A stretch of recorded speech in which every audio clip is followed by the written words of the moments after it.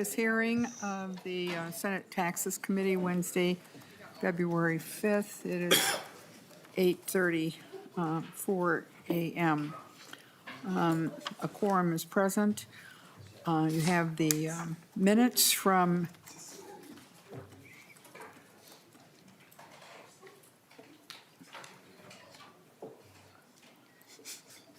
you have the minutes from February 5th in front of you. Are there any corrections or additions? Seeing none, the minutes are approved as presented. The first bill on our agenda is Senate for Senator Rarick. You have an A1 amendment. It is an author's amendment. Senator Dibble moves the A1 amendment. All those in favor, please say aye. Aye. Opposed, say no. The motion prevails and the A1 amendment is adopted. Senator Rarick, if you would now present your bill to us section by section.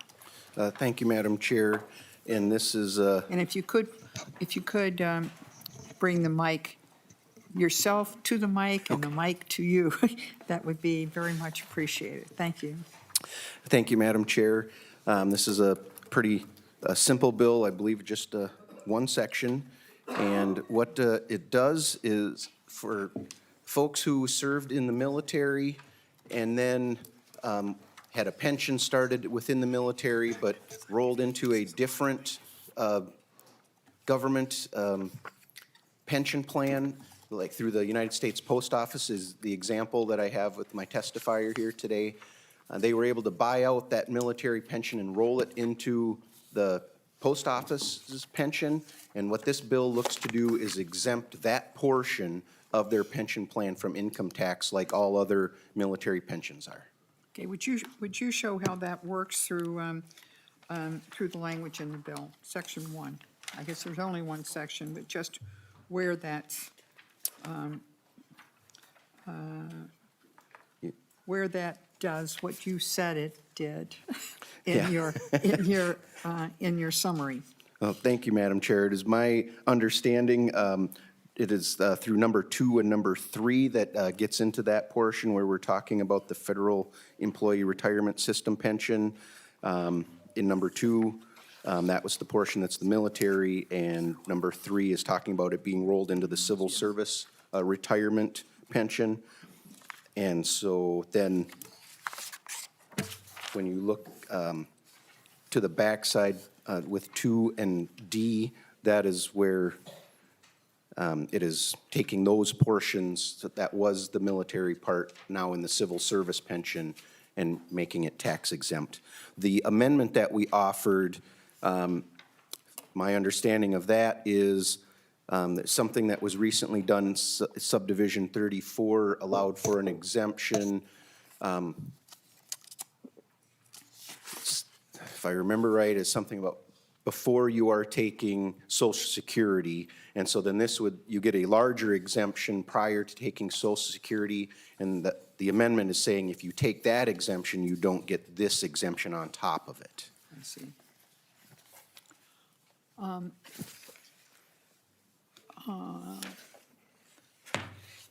Are there questions before I call on the witness? Seeing none, Senator Rarick, you have a witness? We have one testifier, Madam Chair. Testifier, I guess, a better word.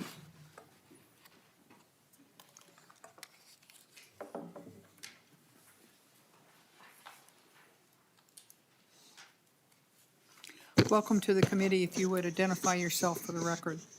Yes, thank you, Chair Rest. My name is Corey Holm. That's Coreyholm, and I'm from Ascove, Minnesota, so I had a little bit of a drive this morning to get here. Well, we appreciate it. Thank you. And thank you for hearing this bill and giving consideration to SF4, and thank you, Senator Rarick, for your persistence in being the chief author of this legislation for what is now the third biennium. I can elaborate a little bit on Senator Rarick's explanation behind the bill and what it does and how it came about.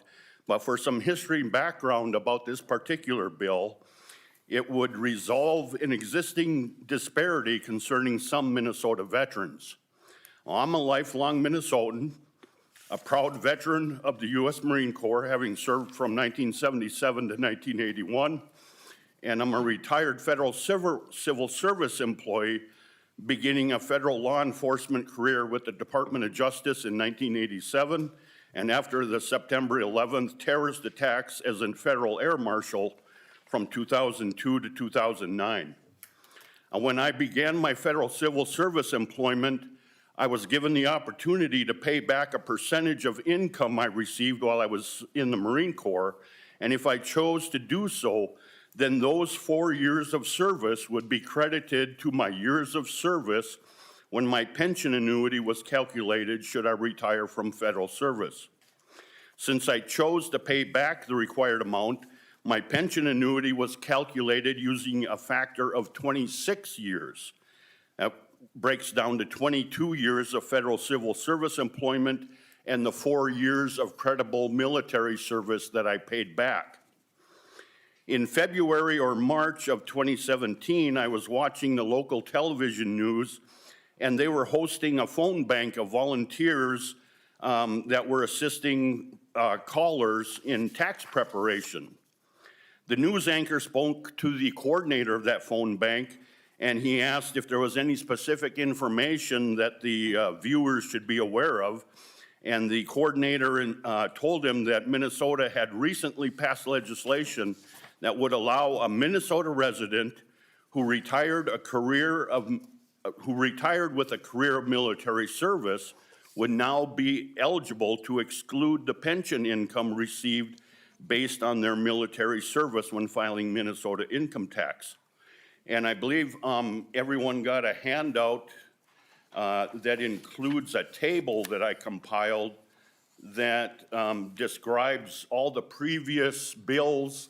And if I'm not mistaken, Chair Rest, you were, and I thank you, you were even a co-author on that original legislation back on Senate File 40. 10 years ago. Yes. And I'm not very effective, am I? yeah. So that's where this disparity arose. And when I heard about that recent legislation, I kind of assumed that someone like myself, with my 4 years of military service that I paid back to have credited to my years of service, that I was getting in retirement income, that I would be able to deduct that 4%. So I wrote to my then Senator Tony Laurie, Representative Rarick at the time, and the Department of Revenue, asking whether or not indeed if I could deduct that 4%. And the response I got from the Department of Revenue was that that the military retirement is calculated under United States Code Title 10. A federal civil service retirement is calculated under United States Code Title 5. So therefore, my retirement, a federal civil service retirement, with that additional retirement military pay, reflecting that military payback, was not eligible for that deduction. So then began the history of the bill being introduced with bipartisan support for the past, well, we're now into the 5th biennium, but for one reason or another, it just never got across the finish line. And that's what this bill would do. It would resolve that disparity. So federal civil service retirees, whether they're covered under the FERS, the Federal Employee Retirement System, or CSRS, the Civil Service Retirement System, and paid back military time would be eligible to deduct that amount. And in my case, like I said, it would just be a 4% for those 4 years. And I was just using a ballpark figure that if my annual pension was $40,000, I'd be able to subtract $1,600 when I filed my state income tax.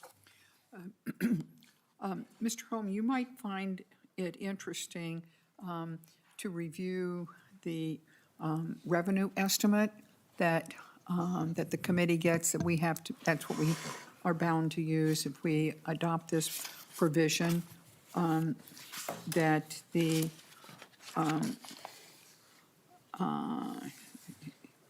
number of taxpayers that would be affected by this change in the law is 6,700, and the average decrease in tax, and I don't know if that's what you were talking about, or just a decrease in the income, is $524.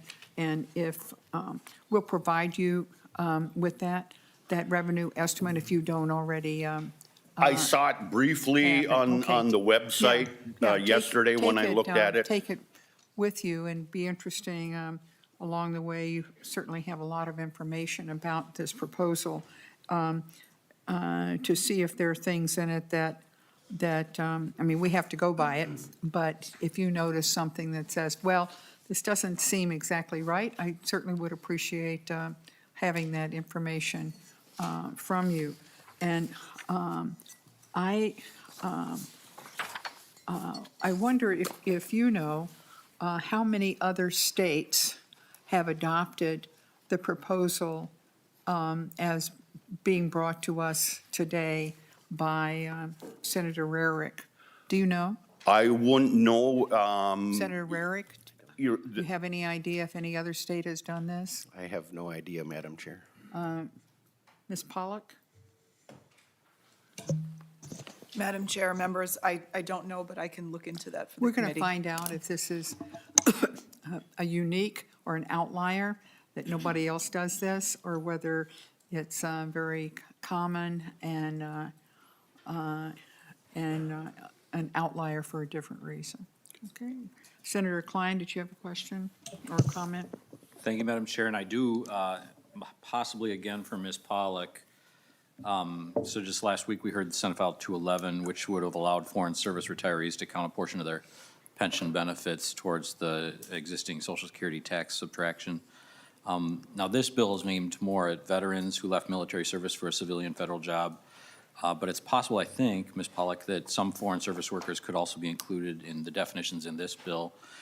Is there overlap between the two proposals before the committee? Ms. Pollock? Madam Chair and Senator Klein, possibly, yes.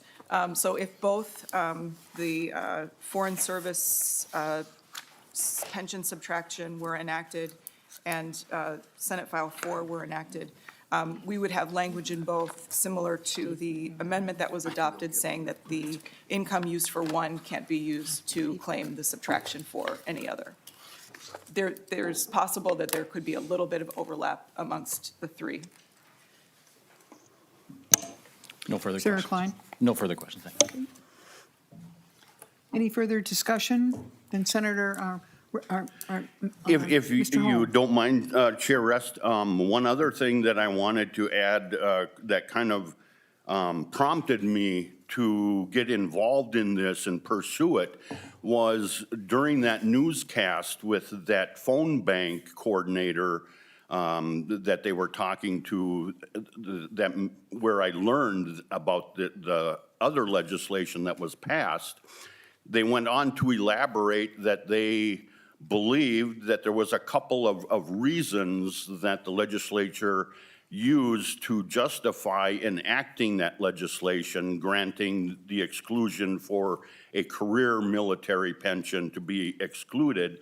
And that was that they heard that the legislature used the rationale that it would be a gesture of thanks to our veterans for their sacrifice and service.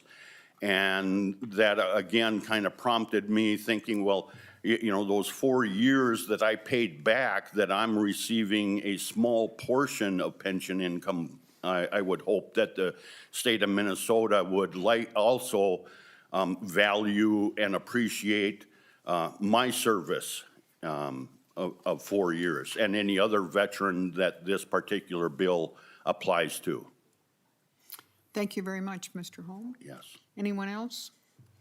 Senator Rarick, Senate File 4 as amended will be laid over for possible consideration in the omnibus bill. Thank you very Madam Chair. much. The next bill on the agenda is Senate File 501. Senator Dornink.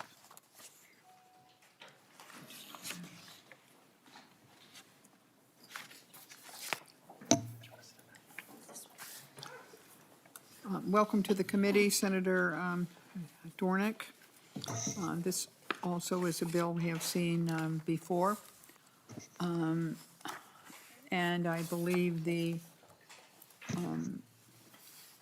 language of the bill today in this biennium is the same that we had last year. Is that correct? Correct. Thank you, Madam Chair. Do you want me to go through it, or? Yes, please. Thank you. So this is, again, like Madam Rest said, this was heard last year. And basically, it just expands the eligibility expenses for Minnesota education credit. And beginning in line 19, the Career and Technical Education as a program, so it's clarifying exactly what it is received approval under sections 124D, .4531 or 136F.32, and it provides individuals with coherent, rigorous content aligned with academic standards and relevant technical knowledge and skills needed to prepare for the future or further education and career. And then it, beginning in line 214, it actually defines those changes, the modifications that we're looking for, which is number one, the amount paid to other transportation outside of regular school hours that is directly related to the qualifying child's participation in the program. And number two, participation in the student organization that is a requirement of the program curriculum. And number three, equipment not eligible under Clause 2 that is required for participation in the program. And then lastly, the effective date would be for taxable years beginning after December 31st, 2024. Okay, any questions for Senator Dornink before I call on his testimony? Seeing none. Ms. Emily Sayed, is that it? Welcome to the committee, and I'm pleased to have your testimony if you'd identify yourself for the record. Good morning, Madam Chair and committee members. My name is Emily Sayed, Sayed, okay. S-A-E-D.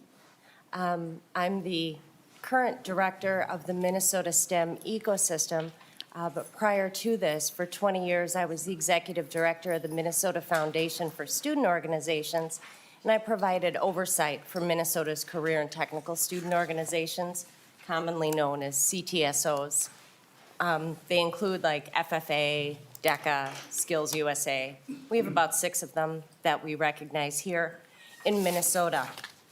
And I'm here to testify in favor of expanding this credit.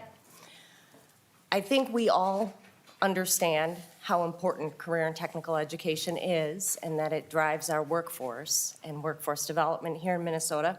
And I also think we all understand, especially based on this language in current form, sometimes the cost of education winds up, unfortunately, being shifted onto the student and their families. So what I want to do today is just really provide you some context in what expanding this credit would look like in actual application. So the first scenario I want to give you is one kind of near and dear to my heart with our career and technical student organizations. So when we talk about being a member of a student organization that's actually required for a career and tech education program, The career and tech ed student organizations, the CTSOs, are intended to be integrated into the classroom, and they're part of the curriculum. They're different than like after-school clubs. And if we set aside the very minimal cost of membership to a student, which ranges anywhere from $6 to like $20, and that's at the national level that they have to pay that in. When we start to look at what it actually costs to engage in meaningful participation and attend like conferences where they would actually compete and showcase their trade and technical skill, those conferences generally have a price tag of around anywhere from $150 on up to $250. And that is with our student organizations working really hard to keep that price point low to encourage participation. These opportunities to showcase their skills at these conferences are often done at industry sites, and it is directly connected with workforce development. And they also generally engage in general workplace skill development at these conferences too. But opportunities like that only happen when the student can afford it. Another scenario that this expansion would cover is experiential and work-based learning, also frequently associated with career and technical education programs. These range anything from job shadow experiences to immersive internships, and those internships are aligned with their CTE classes. But again, there's transportation, there's safety, there's certification issues that a lot of these students, that wind up costing a lot of these students to engage in that type of activity. And again, only happens if the student can actually afford it. And I know some folks are concerned that if we go ahead and expand this tax credit, that this will encourage schools to shift those cost burdens onto students. That's already happening. For a number of reasons. First, I think that there's a misconception of how Perkins funding, federal Perkins funding, can actually be used. It can't be used for individual student expenditures. So specifically, when you're talking about work-based learning and immersive internships, job shadow, anything like that that is unique to a student, Carl Perkins funding can't pay for that because it's considered an individual student expense. And when you're talking about meaningful participation in a CTSO, like a conference or something like that, most of the time, Carl Perkins funding doesn't pay for that either, because those funds are extremely limited, and each consortia around the state has individual autonomy to decide how they want to use those funds. So, well, I personally think, and will root for student organizations as being a recipient of those funds, we're also competing with trying to bring industry standards into the classroom. So there might be a request at a consortium for $35,000 for new CNC milling. So then that Perkins funding is very limited, and it's particularly limited when we think about smaller districts in greater Minnesota, and unfortunately, that's also the place where those transportation and participation costs are the highest, just because of those geography challenges. Expanding the use of this tax credit would really level the playing field for many students. I think we all want to do what we can to bolster both education and our workforce. This would be twofold and would do both of those things. When we look at CTE programs, career and technical education programs, when there's meaningful participation, there's a program completion rate and high school graduation rate of 93%. And when we look at immersive internships and work-based learning experiences, 97% of the students that actually complete those will go into that career pathway. And a lot of times those experiences lead directly to jobs. So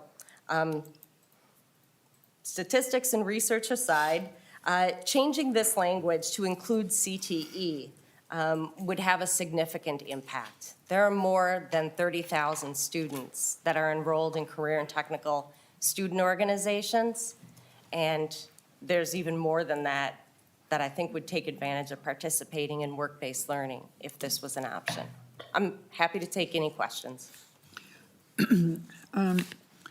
Are there questions for the testifier? Ms. Said? I just want to call members' attention. I hope you, again, that you have seen the revenue estimate.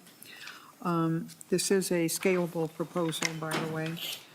But just to, who is affected and what does the Department of Revenue indicate would be the costs on the revenue estimate? And according to the Department of Education, there are approximately 206,400 students who are enrolled in a career and technical education program for this calendar year. And it's estimated that 8.45% of school-age dependents will be eligible for the current education credit for tax year 2023. So that's a look backward. And that this estimate here, which is $1.9 million a year, assumes that 5% would be eligible for the expanded credit. So not because of other characteristics and income caps, et cetera, that it would only be 5% of the children, their families would be eligible. And they're assuming that the average credit for the CTE expenses is estimated to be $180 per child per year, and that there would be an average of only one eligible child per return. So just draw members' attention to that. Are there other questions or comments for Senator Dornink or Ms. Said? Thank you very much then, Senator Dornink. We appreciate your bringing this bill before us, and it will be laid over for consideration in the omnibus tax bill. Thank you, Madam Chair and members. You bet. Thank you.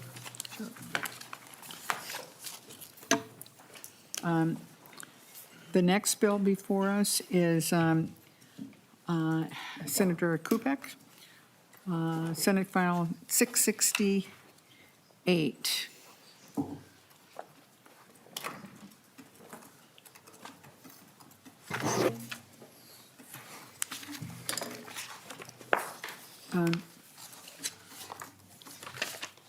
Senator Kupec, if you would take us through the language, beginning at line 1.14, and explain that, and then we'll go to the your witness and the revenue estimate. Sir. Thank you. Excuse me. Thank you, Madam Chair. So starting at the point there at 114, lines really 1 through 112 and 121, they amend the definition of active service that qualifies for the subtraction in current law that we have right now. Current law right now defines that state active service, meaning non-federal service, including service on behalf of the state, and this is for the National Guard. I should mention that's thrown in at 1.8 there at the top. On behalf of the state, in the case of actual threatened public disaster, war, riot, tumult, breach of peace, resistance of the process, or whenever called upon for state aid authority. Federally funded state active service in duty under the United States Code Title 32. That's the code that is pertaining to the U.S. National Guard, and travel to or from service and duty. Order to state active service under the instruction of the adjutant general, and adjutant is one of the two words, along with nurse anesthetist, that I have the most trouble pronouncing. So this is a big challenge for me today. So I'm glad we made it through that. So what we will do here instead, in replacing where we crossed out on line 114, we're looking to add in service on behalf of a neighboring state. And so that's what lines 116 through 119 do. Right now, if you are a member of the National Guard of a neighboring state, but a Minnesota resident, if you are called up by that resident state for some kind of civil emergency, you have to pay taxes on that income that you would get for doing that. And so particularly in my district, fighting a flood in the Red River Valley, you know, we're all one team, but they get called up. A Minnesota resident for the North Dakota National Guard would then have to pay taxes on that. And so then continuing on in the bill, we just define what neighboring state is, just in case anybody is geographically challenged. And then we do put in an effective date that starts with this tax season. Okay, questions? And again, let's look at the revenue Sure. estimate. The- And I'm trying to look through, I see, and the answer is unknown, which is the percentage of members who are residents of Minnesota is an unknown factor. Now, I see your testifier is a member of the North Dakota Yes.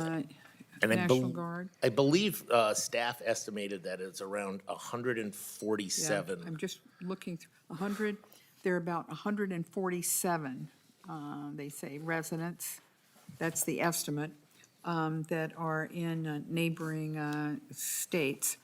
Senator Kupec, do you, when we give a benefit like that to neighboring states, we often ask, well, is there reciprocity? Do they treat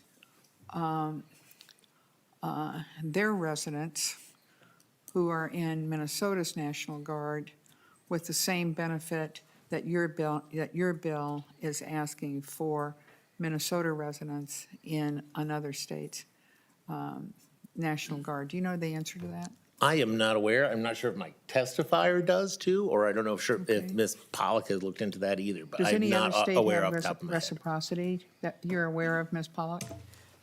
Madam Chair, I don't know. South Dakota doesn't have an income tax, so that wouldn't be applicable, but I can Okay. look into the other neighboring states. So, so one thing we could do would be to take out South Dakota. Okay? I'm not sure, I'm not sure. I'm just looking at it. I mean, the revenue estimate is obviously very minimal, but we would certainly hope that other states would adopt reciprocity. And looks like there'd be only 90 Minnesota residents that would claim that. But it's a considerable subtraction. It's $14,500 subtraction from their adjusted gross income. So small number, a lot of money per person. So just to bring that to the committee's attention. Overall, it's a minor hit on the state's budget. But with those observations,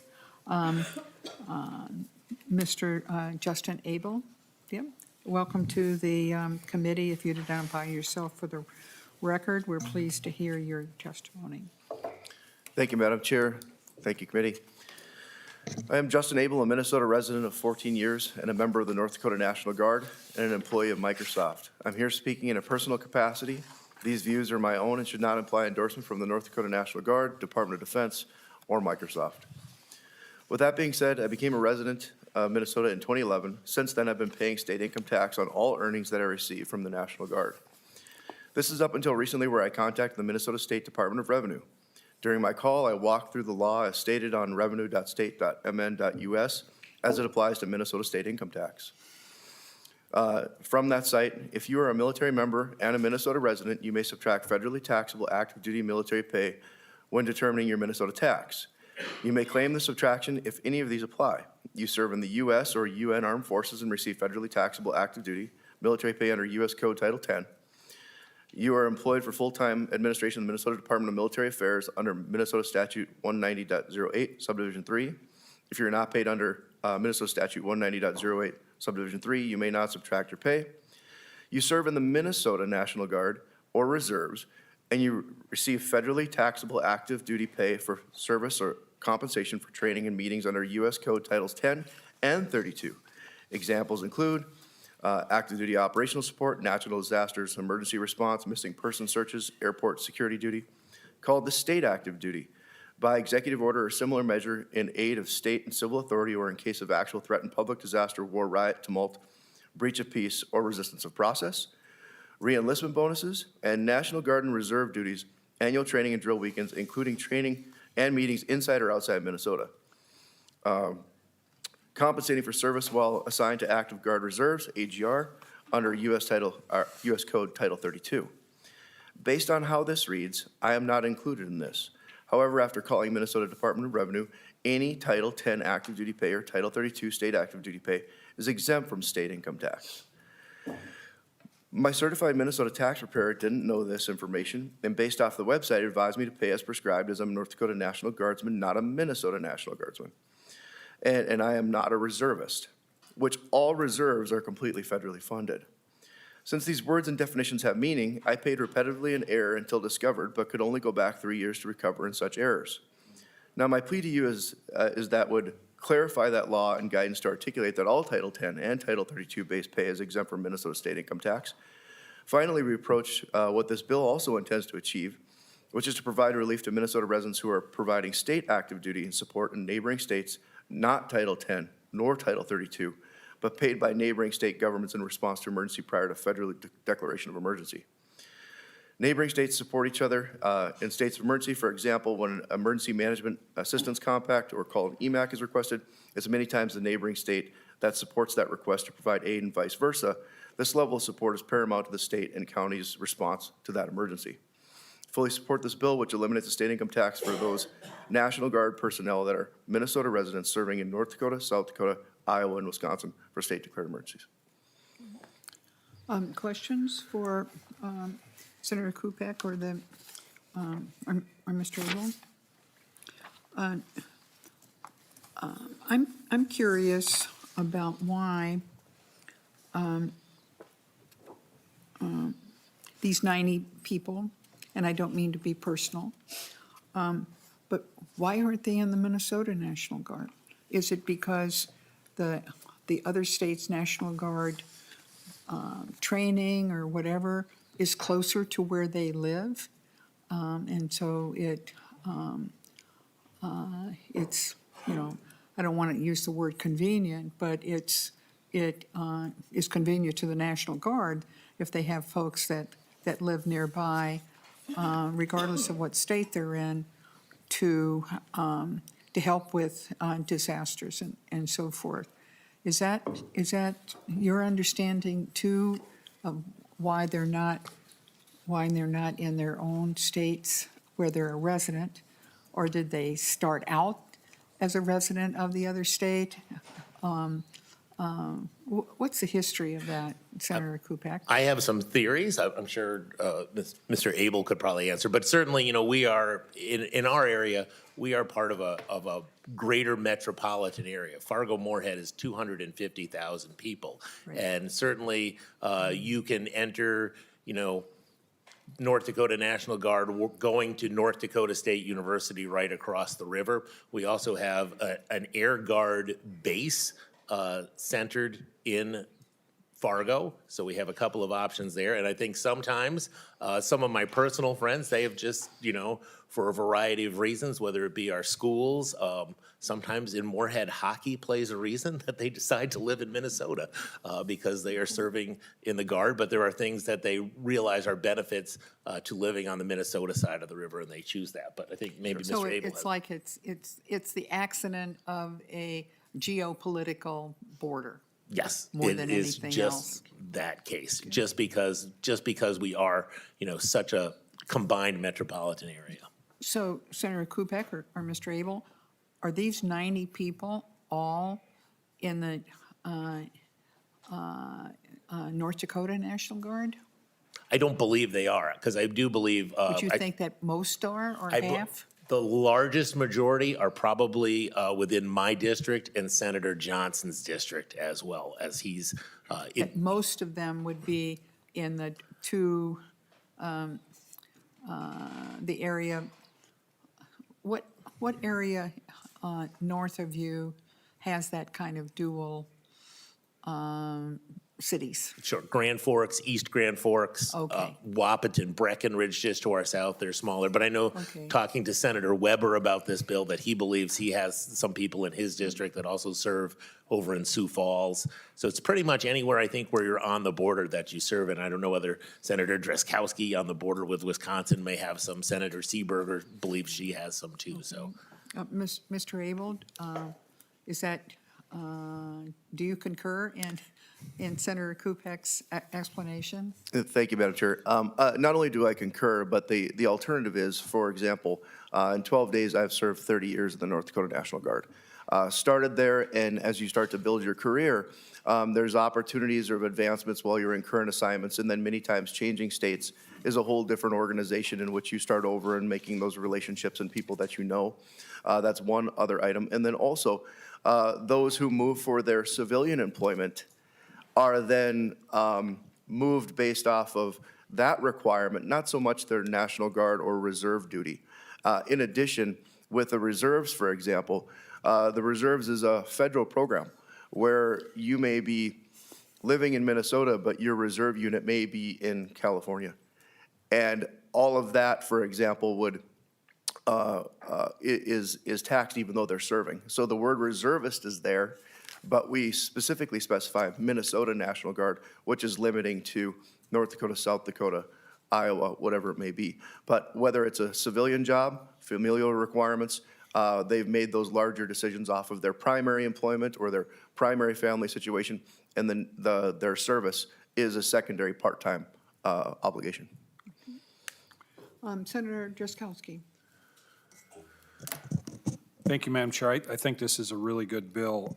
I'm wondering, would it make sense to look and see how many people in California and the other states, why do we limit it to, I mean, in terms of policy, I think, my opinion is we should, regardless of where their National Guard unit is, if they're a Minnesota resident and they're paying taxes here, the spirit of what we offer for benefits in law right now should be entertained regardless of of where you are geographically.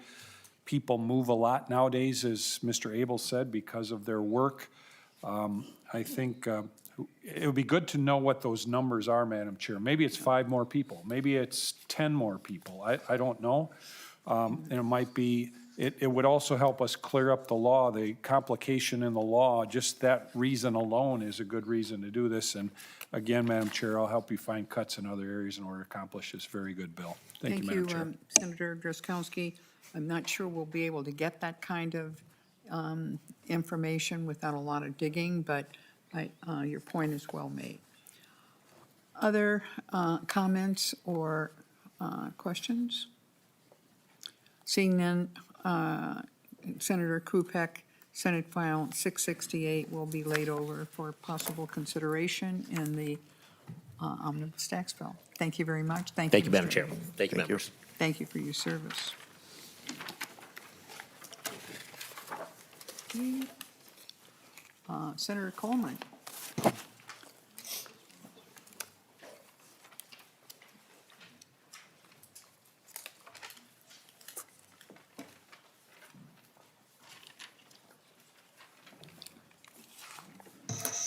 Senator Coleman brings us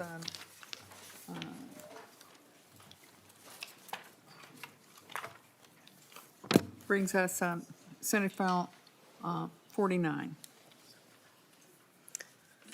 Thank Go you, right Madam ahead. Chair, members of the committee. Senate Just- File 749. It's just one, I just want to explain, it's just one section, but you're applying it, you're defining what you mean, and then that's what you want to be exempted, correct? Correct, Madam Chair. And I should note that this bill is not yet in its final form. It was pointed out to me last evening that the revenue estimate in front of you is going to end up looking much differently once this bill is in its final form, because as it's written, it does not take out that businesses would get exemptions from this, which it currently would. And this is intended simply for parents who are buying school supplies for their children. And so it's going to be a much smaller number at the end of the day, once we can get an amendment on there. To get 38 million would bust our target.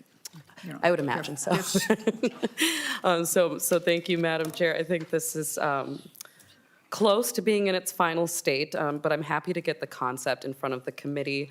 What it would be doing is removing the sales tax on items like binders, calculators, cellophane tape, blackboard chalk, composition books, backpacks $60 or less. It wouldn't include hiking backpacks or things intended like that. Highlighters, poster boards, pretty much anything that parents are purchasing. I learned recently that about over $300 per child parents are spending on school supplies right now. And I quick did the math in my head. When my boys are heading into kindergarten, and families that look like mine, we're looking at almost $1,000 a year on school supplies. And so I think this is one small way that the state can try to help out these parents with these costs, getting their kids off to school. And Madam Chair, I really briefly digress, but I'm on quite the roll lately with upsetting a far-right faction of my party. And so with common sense Republican proposals, so while I'm at it, I'm just going to continue on and say, I don't think this bill goes far enough. Quite frankly, if we're going to require children to get a public education, I think that every single thing that they need to be in that school and get through that day should be included. And that us as a legislature should do everything we can to get rid of excess spending, unnecessary spending, waste, fraud, and abuse, and reinvest those dollars in our schools so that our students and our classrooms and our teachers have a bright future. And so this, I don't think, goes far enough, but I think is a step in the right direction to do common sense things to help our students and our families and our teachers thrive. I do have a testifier, Madam Chair, Mr. Corey Gordon, CEO of Kids in Need Foundation, which is the nation's largest provider of free school supplies to under-resourced educators and schools. Senator Coleman, I'm sure you're aware that teachers spend, quite frankly, thousands of dollars a year to provide those same supplies that you are exempting now for their parents. And I see that there's no, that is noted in one of the bullets on the revenue analysis. And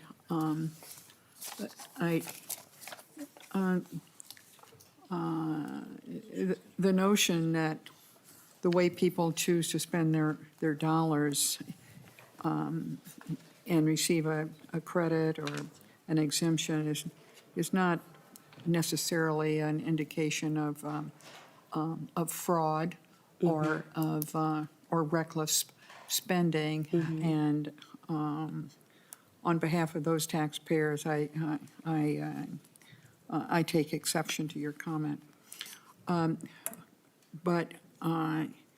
right now, it does include, the estimate does include teachers, and maybe we'll have to come back to this, this proposal to see if there is a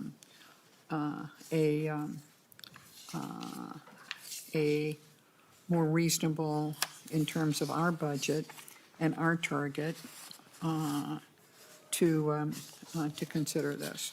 So Your witness is Mr. Gordon. Yes. Mr. Gordon, if you'd identify yourself for the record, we're pleased to have your testimony.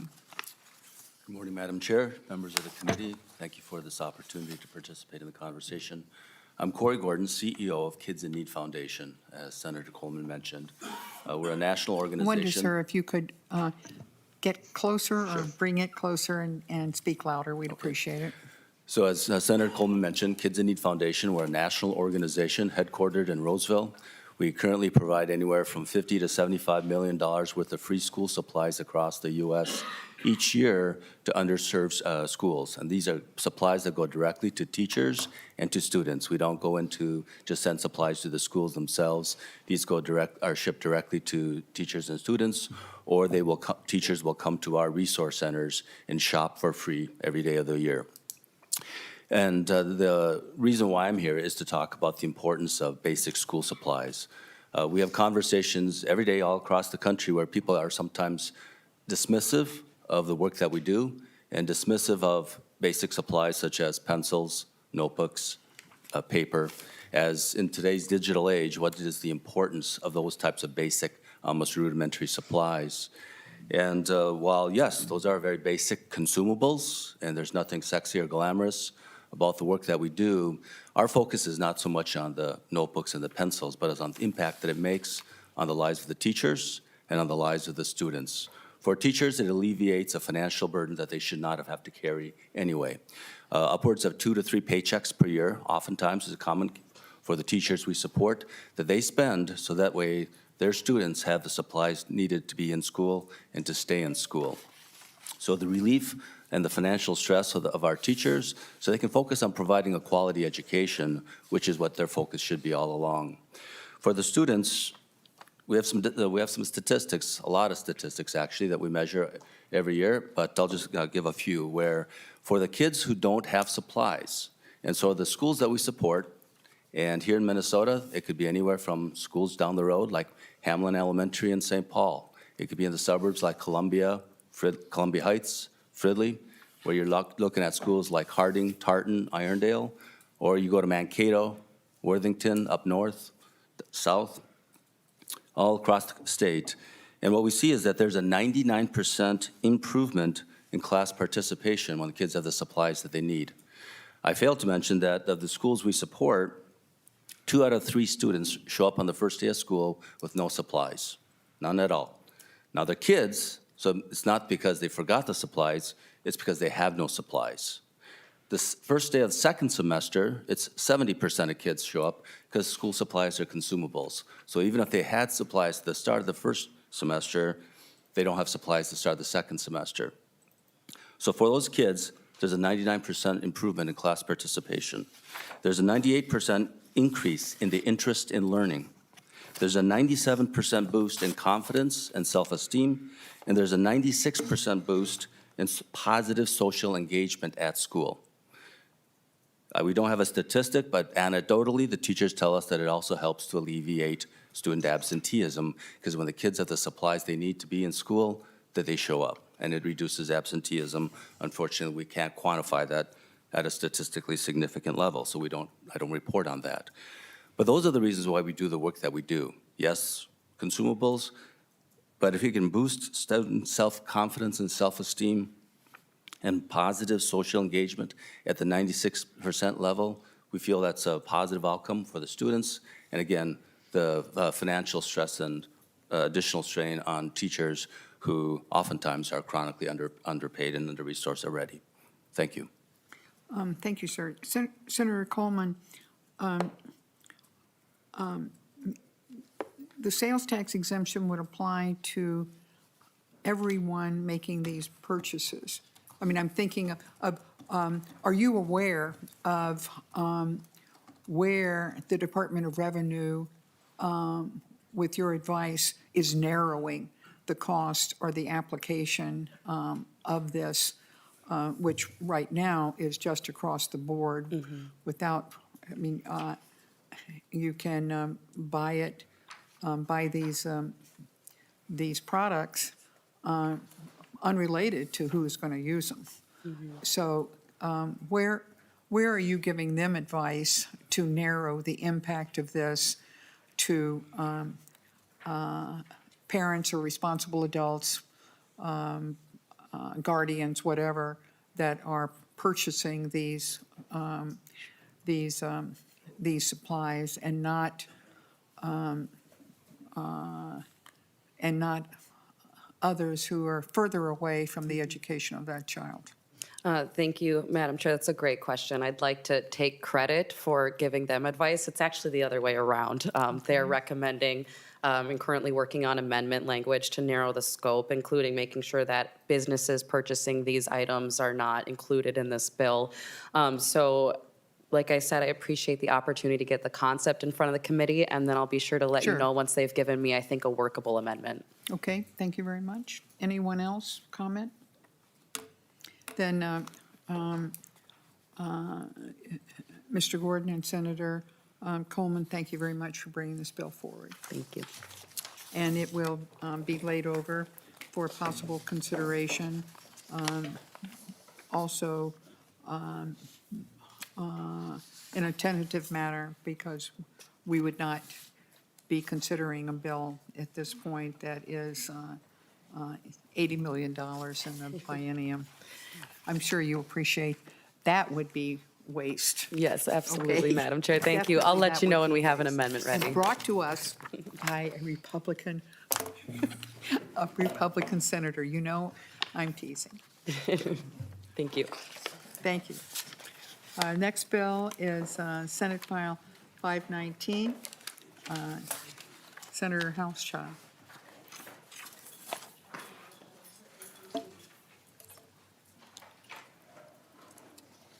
And Senator Hauschild, I believe we do have a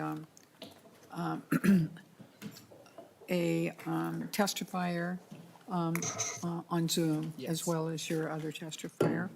So we're looking right now at Senate File 519. Senator Hauschild, we'd like a lot of detail from you. We'd like a lot of detail from you because every word in this bill is new language. So if you would take us through it provision by provision, that would be very helpful. And I realize that a lot of it is simply definitions, but those definitions are important. Thank you, Madam Senator Chair. I think what Hauschild. I'm hearing is that you're going to go hard on me, and I appreciate that. Well, then you're mistaken. Senator Hauschild. Thank you, Madam Chair, and members of the Tax Committee. Northern Minnesota is known for the 3 Ts, taconite, timber, and tourism.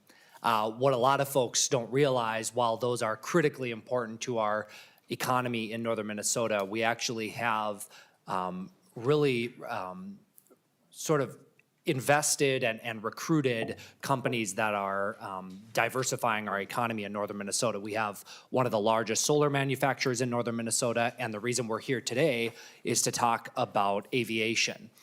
Cirrus Aircraft is headquartered, luckily, in Duluth and Hermantown, right on the border of the 2 communities near our airport. And they're one of the largest aviation manufacturers in the country and have expanded to many states throughout the country. So we're lucky to have them headquartered in Minnesota and specifically in Northern Minnesota. However, they struggle to recruit and retain the workforce that they need in order to continue to operate at maximum capacity. And that's why I'm bringing forward this aerospace and aviation credit bill to you all again this year. You may remember that we heard this bill last session, and Madam Chair, you were gracious enough to include the employer tuition credit portion of the bill in the Senate omnibus last year as well. That unfortunately did not pass. Senator Hauschild, yes. is the language of 519 the same that went into the Senate tax bill that passed on the Senate floor? So Except yes, for the update. Madam Chair, that is correct in terms of the employer tuition credit aspect of the bill. So not the entire bill, but I'll go through the 3 credits if that's okay. Thank you. So let's see, I will go through the bill as you define, Madam Chair.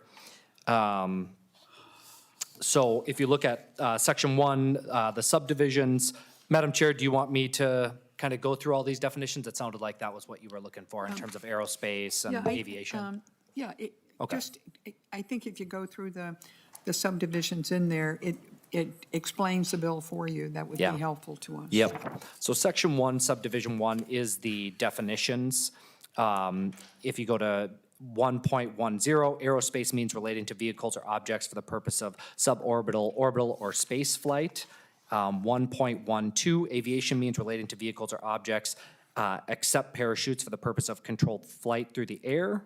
1.16, aviation and aerospace sector means a private or public organization engaged in manufacture of aviation or aerospace hardware or software, aviation or aerospace maintenance, aviation or aerospace repair and overhaul, et cetera. So Senator. Yes. Hauschild, even though there's a lot of language in there, does it really only apply to Cirrus? No, It doesn't? no. Okay. Madam Chair, and you'll find that there are letters of support, for example, from Delta. Okay, thank you.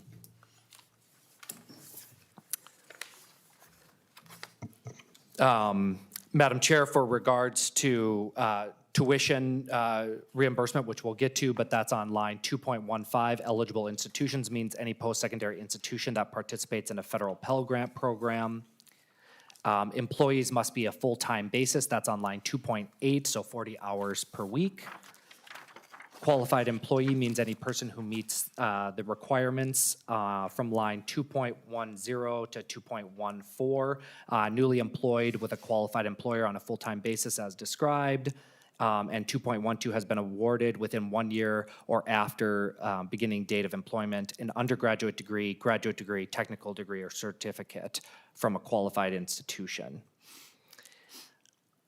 Madam Chair, qualified employer means a sole proprietorship, general partnership, limited partnership. I mean, I don't think I have to go through that. I think that's understandable.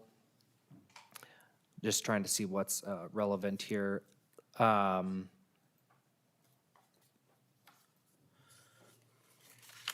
I think I'll jump to subdivision 2, Madam Chair, if that's okay. So this is where we get into the credits, the 3 different credits for this proposal. So this is subdivision 2, line 3.3. So this is the employee credit. This would be a credit equal to $5,000 per year for the first 5 consecutive years of employment with a qualified employer. The credits in excess of an employer's tax liability may be carried over the next 4 succeeding tax years. Then on line 3.18, this gets to the employer tuition credit. This, Madam Chair, is the portion that was included in the tax omnibus voted on the floor last year.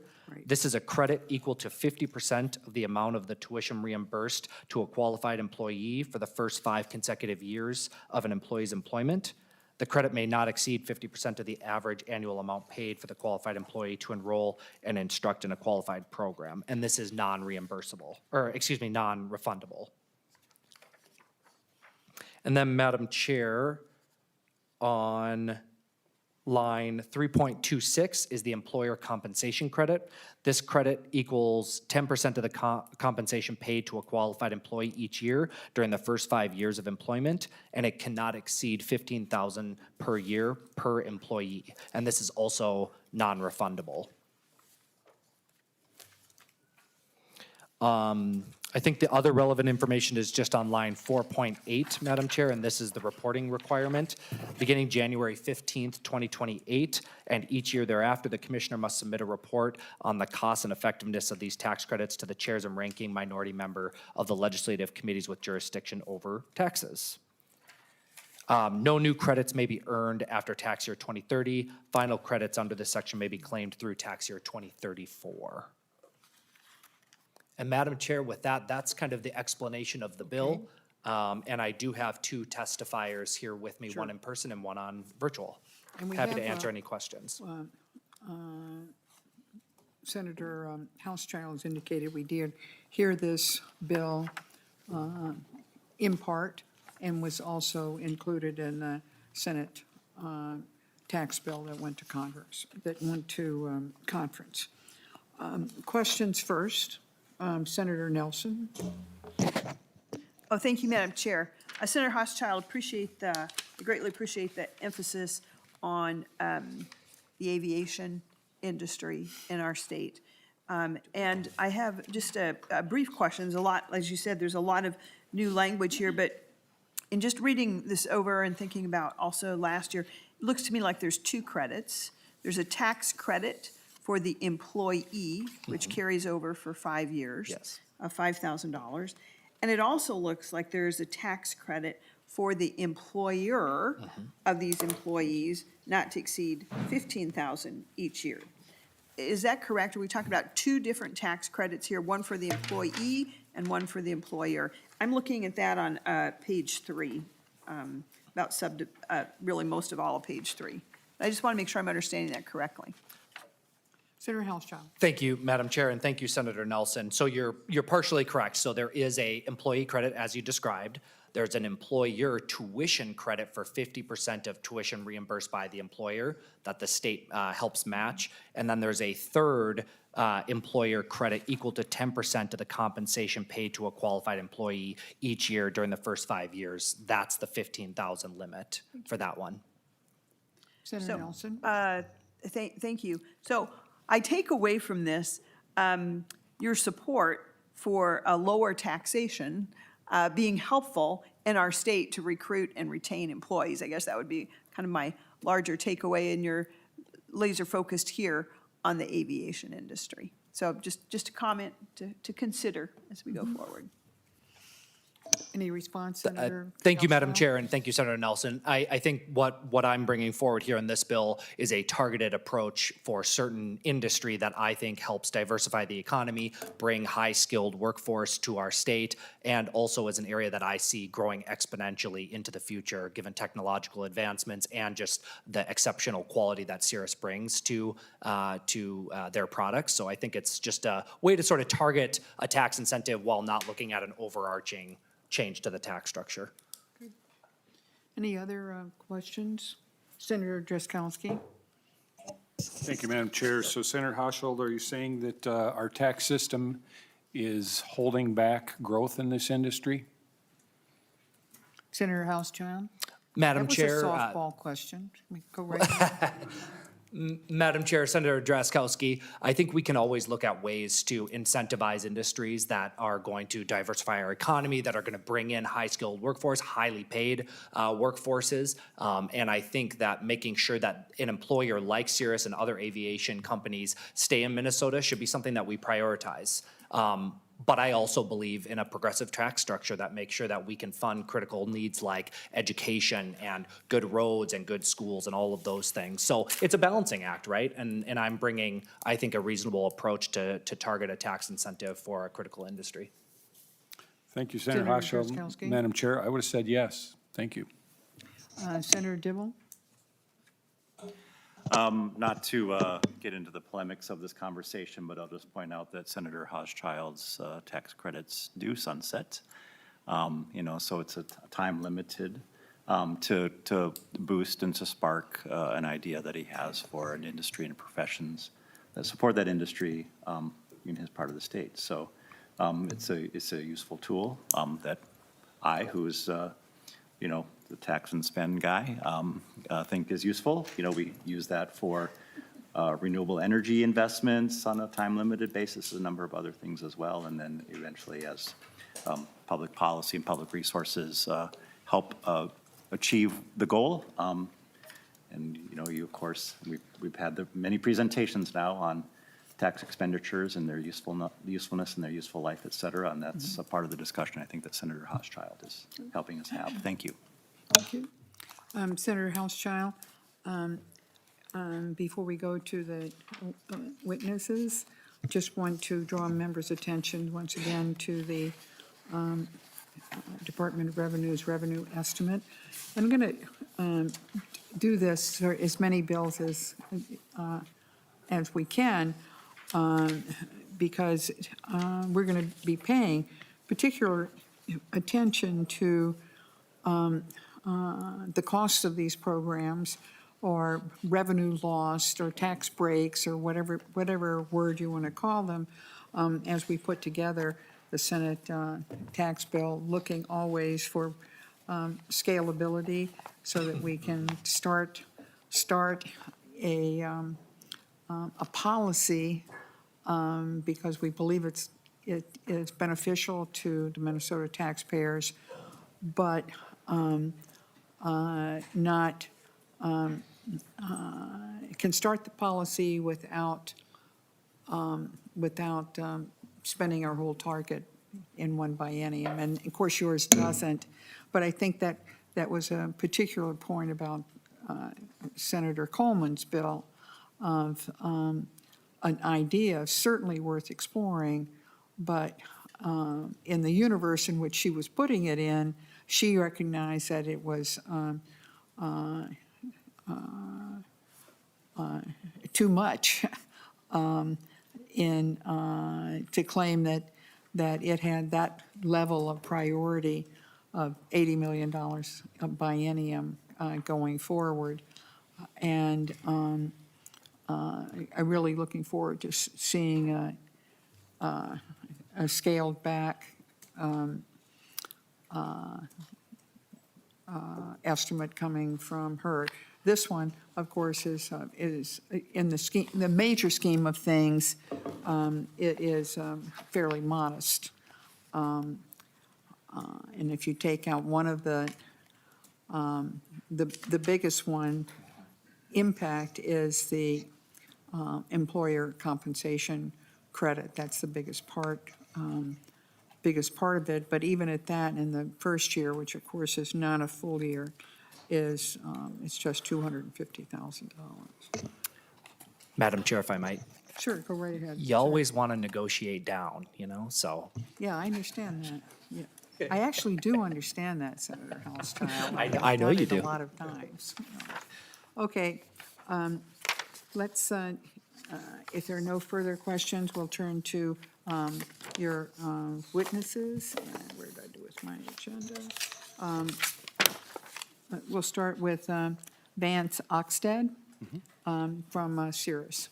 If you would identify yourself for the record, we're pleased to have your testimony. Yes, Chair Rest and members of the tax committee, my name is Vance Oakstead. I work at Cirrus Aircraft as the head of talent acquisition. And I'm honored here to speak on behalf of SF 519, as a aerospace and aviation related program to support building the workforce here in Minnesota. Being an employee for nearly 25 years at Cirrus, I've had a chance to uniquely see the company grow. I got a chance to see aircraft number 36 on the line when I first walked in the doors, and we have well over 10,000 now out on the market.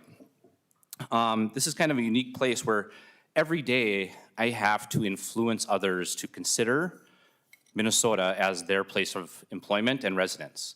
And trying to be attractive, trying to sell Duluth. I've lived here my entire life. I can sell why I live here, but I have to convince individuals that currently may live in the lower half of the U.S. to try and think that Minnesota could be a great place.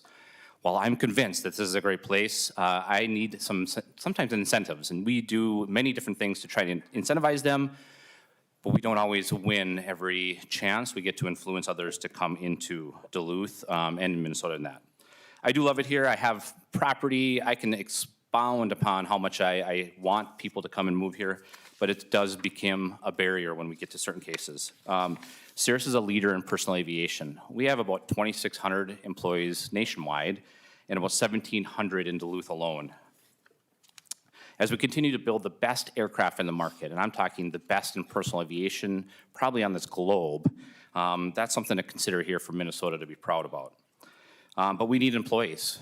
We want to continue to grow. I have a number of openings, and I'm still sourcing that if we had more, we could build more of this product that people are demanding. But the tough part is we have low unemployment, and Duluth is probably at a level or even declining, population, and that doesn't really help. So really, what does SF 519 contain? It's really three initiatives that help.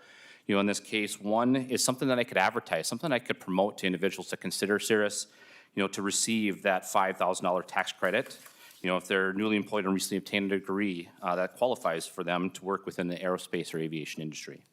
Two, we want to incentivize individuals that currently work for us to go to these qualifying programs and obtain education to, one, better their life, better their experience and capability, and continue to work for us. In those cases, we do some, we want to do more. In that case, that's in Section 2. And Section 3 is, as we're doing this, this is kind of exposing and building us. We want to incentivize the company to try to really focus on doing that within Section 3, and that's where the tax credit for compensation comes back. So this legislation is key to start narrowing the gap that currently exists between the state of Minnesota and other states, such as Kansas and Washington, who have really thought about this going forward to help maintain and keep employees in their state. We're completing nationally, to attract talent to the broader Twin Ports area.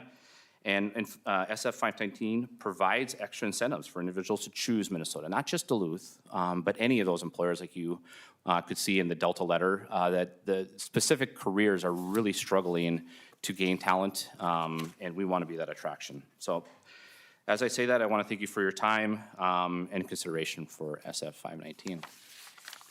Thank you very much. Questions for Mr. Oakstad?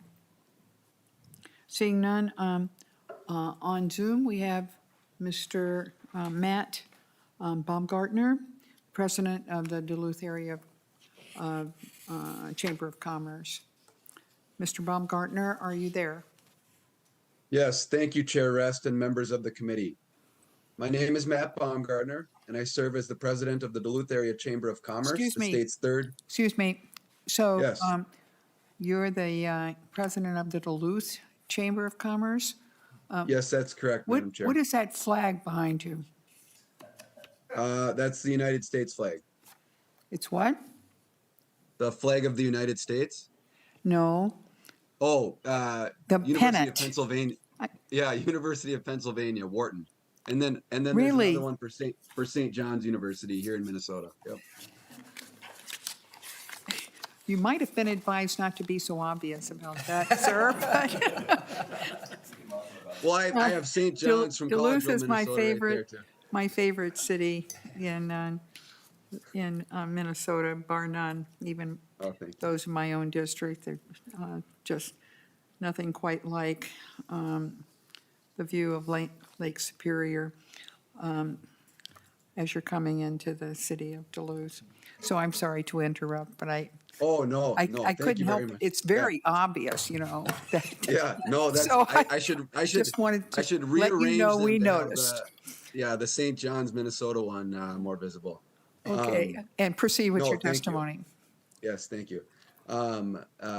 Here testifying today in support of Senate File 519, the aerospace and aviation credit. As you alluded to, Duluth is in a special moment, and I think we will see our population grow. We stand on the edge of what could be our greatest era. Our economy is stronger and more diverse than ever.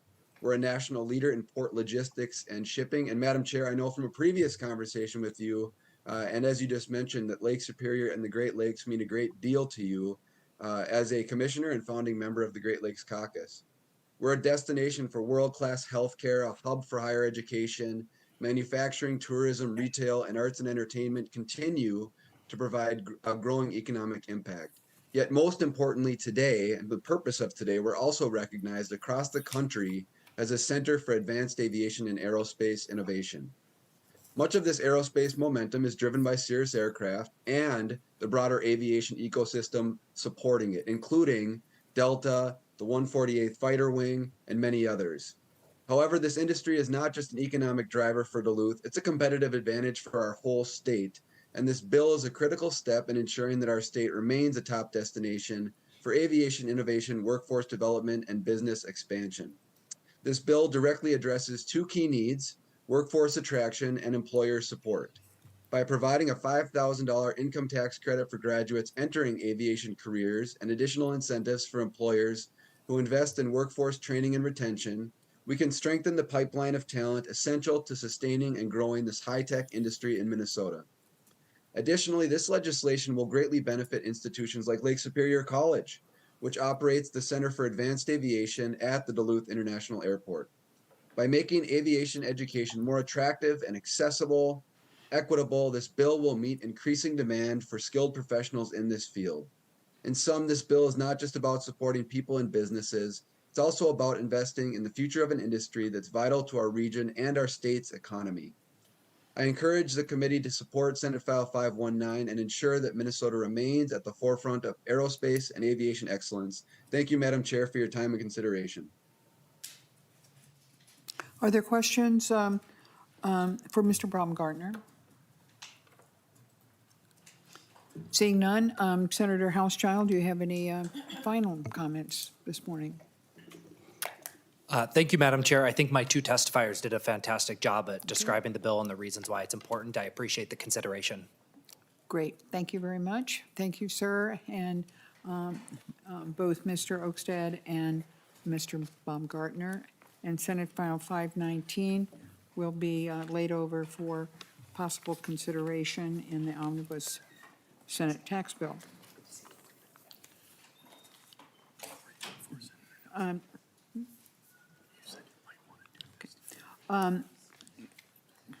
it to me here. Our next bill is, and final bill this morning is Senate File 783. Senator Nelson, we welcome you to present your bill, and I note that you have the A1 amendment, and let me find it. Here it is. The A1 amendment, it's an author's amendment, so we'll put it on the bill, and then I want you to explain what the amendment does. Thank you, Madam It's not Chair. just, it's clearly not just technical. So Senator Nelson moves the A1 amendment to Senate File 783. All those in favor, please say aye. Aye. Opposed, say no. Motion prevails, and the amendment is adopted. Now, Senator Nelson, if you would go through the bill section by section. We very, this is also not a new issue before us, private letter rulings. So we're somewhat familiar with the concept, but if you would go through the bill for us. Thank you, Madam Chair. And also, thank you for the hearing committee, Madam Chair. Also, my co-sponsor, Senator Weber, I thank him for sponsoring this as well. Madam Chair, you're correct. This is not exactly a new topic, but what I would like to do, and I will go through the bill section by section, so the committee is well aware. This is a bit different than perhaps you've seen before. I do want to ground us first all in the same understanding of what is a private letter ruling, because there's a lot of different interpretations of that. So what I'm going to share with you right now and then get into the walkthrough is the federal private letter ruling and what that is. And that will kind of set the stage for what this bill walkthrough is. Or we call those PLRs, private letter ruling. It's a written statement issued to taxpayers that interprets and applies tax laws to that taxpayer's specific set of facts.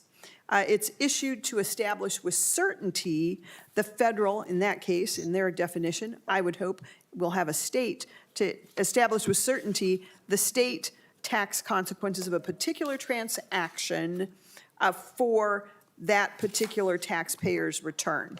We'll talk a little bit more about what that is going forward. So, Madam Chair and committee members, the private letter ruling basically does 5 things, and I can go through as much detail as you like. But in subdivision 1, well, there's one section to the bill, but subdivision 1, the program is established, and the commissioner would, or the DOR would ove and implement a program for issuing a private letter ruling. A couple things to note: it must include an explanation of the reasoning of the determination. So there must be a reason for the determination that is given. And the commissioner must provide that the rulings will not be issued like, the commissioner can provide that right up front, that some areas, some rulings will not be issued. There will not be some rulings on particular subjects that the commissioner feels or the DOR is not possible. And there must be a process for the taxpayer to apply for a private letter ruling. So one is establishing that program. Subdivision 2 just simply talks about the application procedure. There you want to know the commissioner would establish the application procedure and forms for the taxpayer to request the private letter ruling. And of course, the commissioner, the department, may require the taxpayer then, of course, to provide the factual supporting information so that the commissioner's determination is correct. And then the commissioner may also establish a fee schedule. I think it's important to know that, members, that the commissioner, as the feds have, may establish a fee schedule to cover the department costs. So this should not be of cost to the department, as the commissioner would determine the cost of particular fees for these private letter rulings. And then you also will note that the next section, there is what on your on the amendment, we inserted paragraph C, which was not in the bill, but you do have that in your amendment, and that is just stating that the commissioner may establish a schedule for the private letter rulings. The application should be based on the complexity of the request, the number of tax issues, the amount of time for issuing a ruling. And I do want you to note, typically, we don't like, or I don't like to have blanks in a bill, but here we do, because the commissioner will determine how many days are necessary for that particular. So bills that you've seen before like this had a 90-day window. This provides that the commissioner will determine how many days are required for a ruling to take, before a ruling must take place by, and also depending on the complexity of the case. So that is as amended. What we have not talked about, members, is what is the effect of the private letter ruling. That's in subdivision 3. Of course, note that it is the private letter ruling, provided all the information is correct to the department. The taxpayer will, in good faith, the private letter ruling is binding. I think that's the word that you need to know. It is binding. But also, I think it's important to know, if you look farther in line 2.25, you'll see that it does not set a precedent. This is a letter for one taxpayer in one situation to have guidance from the department, in this case, that is binding. And then the last section in 2.27, subdivision 4, just make sure that binding ruling for that one taxpayer for that one case, as with one specifics, is made public. And that, of course, is with redacting all private details. And then, of course, the last thing, I think this is something that the department would be interested in as well, is a legislative report. So we know the number of rulings, the number of requests, and the application fee by tax types, all of those types of things. Madam Chair, as the walkthrough and the bill itself is designed to help make our tax policy transparent. We know, and I'll let my testifiers talk about why this is important. And then at the end, I'll have some comments as well about what other states are doing in this regard and where Minnesota stands.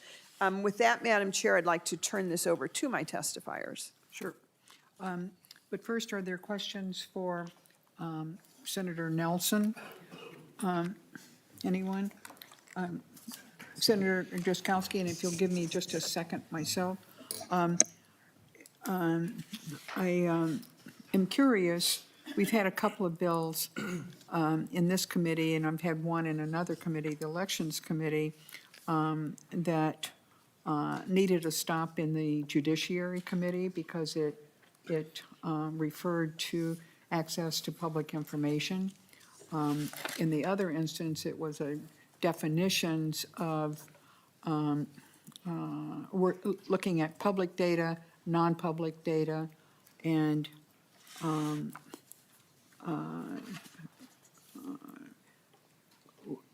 we're not going to probably be able to find that out right this minute, but we're going to check with the judiciary attorneys to see if this is properly, to be properly reviewed by them and to come back here. And we'll make that motion once we determine that. Okay. Thank you. It doesn't talk about data, but certainly striking out information that would reveal the person is certainly a matter of data practices. So we'll find out and come back to it, move it to there.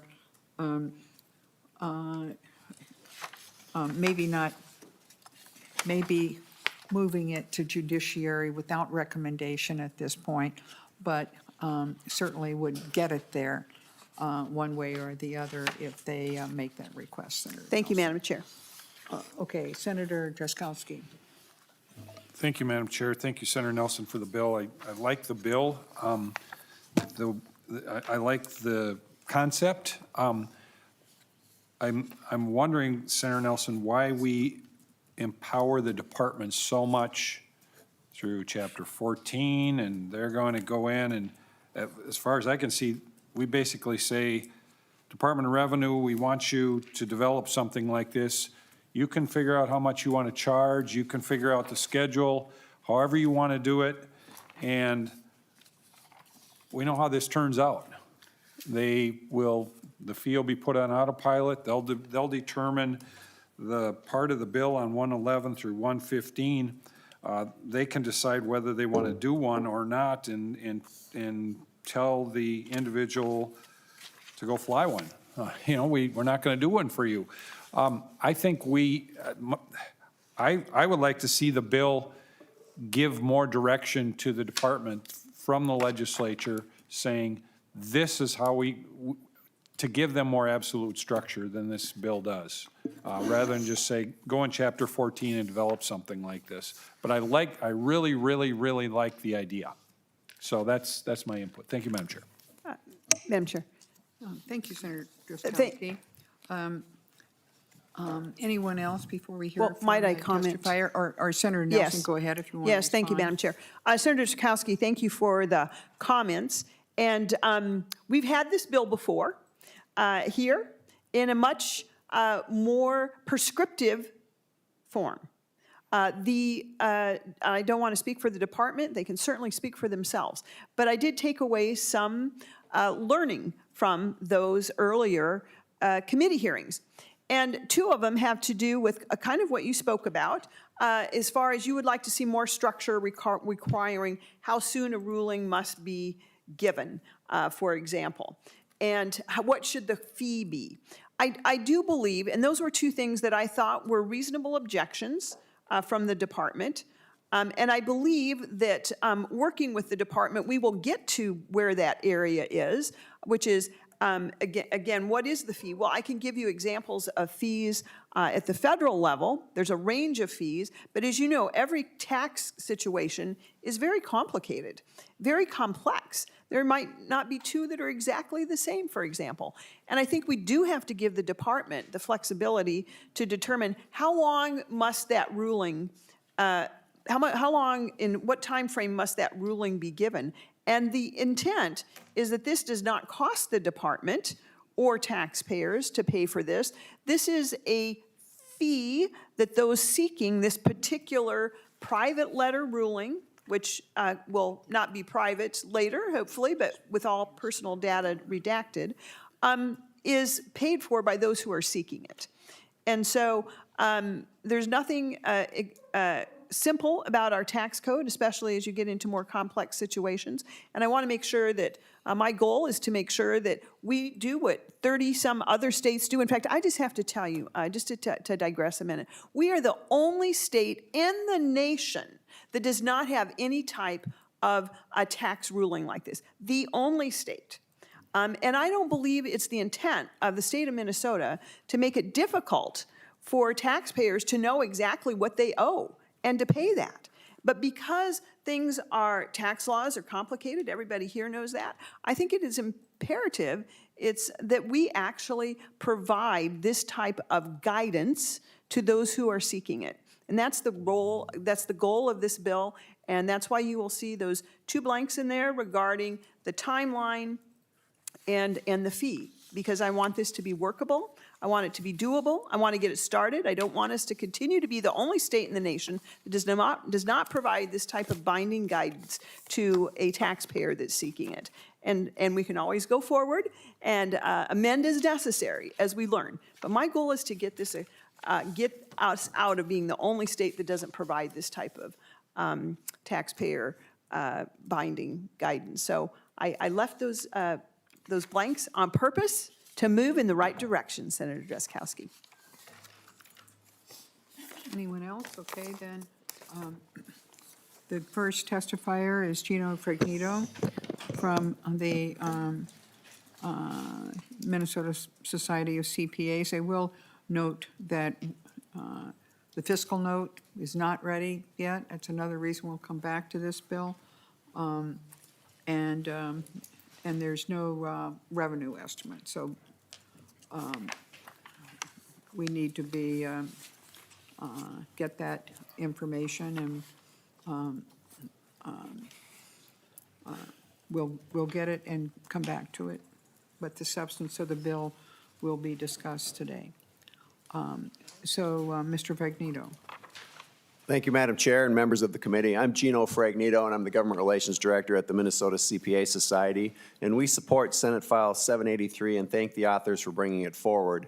As you know, we have a voluntary compliance system, and taxpayers want to do the right thing, and they do deserve authoritative guidance from tax administrators.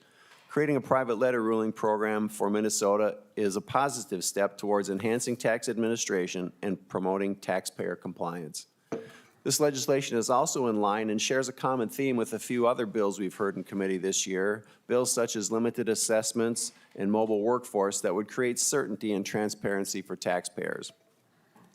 The additional guidance created by Senate File 783 would increase certainty and compliance and allow taxpayers to obtain clarity before engaging in transactions, resulting in better compliance and fewer disputes.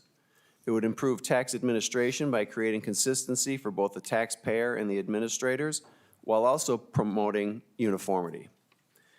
Even though a private letter ruling may be specific to one taxpayer, it can provide a great deal of information for others with similar positions. Taxpayers, again, deserve the transparency and the fairness, and requiring the private letter rulings to be published does accomplish this. Creating a private letter ruling and joining 48 other states and the federal government that have some form of structured tax guidance would create a great service to Minnesota taxpayers who are trying to do the right thing. The current guidance offered through the Department of Revenue's revenue notices doesn't, I believe, scratch the surface on the guidance taxpayers need to voluntarily comply with the tax code, which gets more complex every year. By implementing guidance in Minnesota, we are aligning with best practices in tax administration and reducing litigation costs while at the same time saving time and money for everyone. Thank you, Madam Chair. Thank you, Mr. Fregnito. Any questions? No, I can wait till.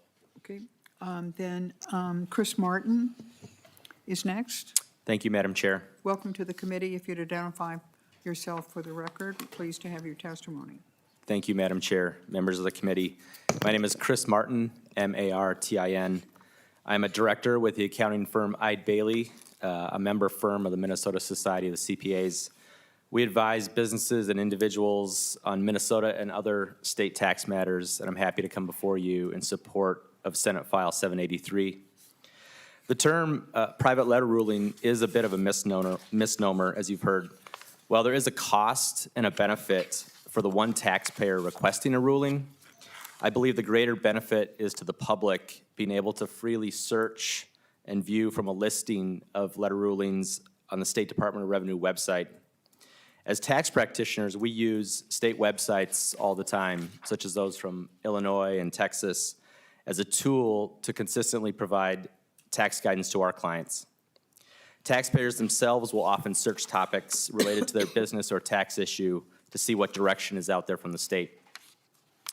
If I may, I want to share 2 examples of how a letter ruling program would benefit taxpayers, the department, and result in sound tax administration. So first, imagine a business owner who is unsure if she should be charging sales tax on a particular product or service she is selling to her customers. Her product is part of a newer technology, perhaps that includes a service or software component, along with a tangible product, and it doesn't quite fit neatly into the department's fact sheets.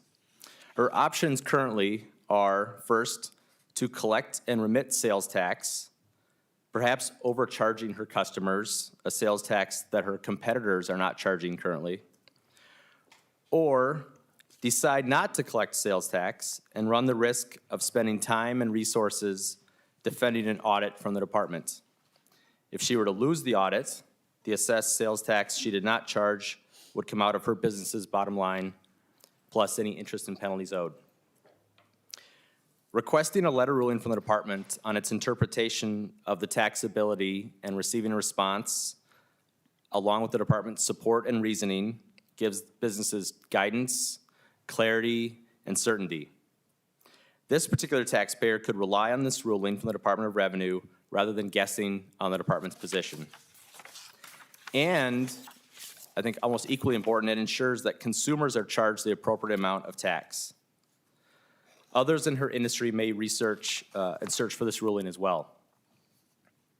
Another real-life example is that of a business owner looking to sell his business. He could request guidance on how the receipts from a transaction or proposed transaction would get included on the income tax return sales factor. This could help in structuring the transaction and allow buyers and sellers to negotiate and how to share the tax burden. Again, along with avoiding interest and penalties down the road due to uncertainty. The effort associated with the letter ruling request would, in most cases, I believe, also save the department time and valuable resources currently spent on dealing with incorrect returns, managing audits and appeals, and also costly litigation. Now, I don't believe that my viewpoint is unique among tax professionals, CPAs, and lawyers. In conversations with my colleagues at other firms, they and their clients are also wanting more clarity in determining Minnesota taxes. If it works for taxpayers in 48 other states, it can also work for Minnesota taxpayers. Thank you for your time.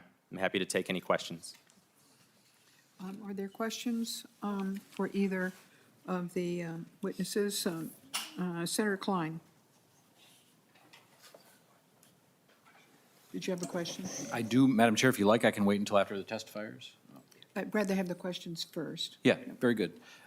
First of all, thank you for the bill. Very interesting. I am moved by the fact that nearly every other state has done this, and we are an outlier. That always catches my attention. I'm also kind of by nature a rule follower, so having a rule available and not having to guess at it does appeal to me. So I like the concept. I guess earlier this year I had worked with Mr. Fragnito to sort of shore up our current system of revenue notices and audits and make sure they were reliable. And I guess a couple examples were provided, but if either the testifiers or you, Senator Nelson, could tell me, how is our current system simply not adequate? Mr. Fragnito mentioned that tax law is getting too complex. Under your testimony, you described a situation where maybe an audit came after the fact and somebody had already submitted tax or not submitted tax. But maybe just in a couple sentences, tell me why our current system doesn't answer this problem. Mr. Fragnito. Thank you, Madam Chair. Senator Klein, when I look at the revenue notices, I actually took a look at the website last night, and over the last 10 years, there have been 48 revenue notices that have been issued by the department. There were 2 years where there was 12 one year and 8 in another, so they average about 3 to 4 per year.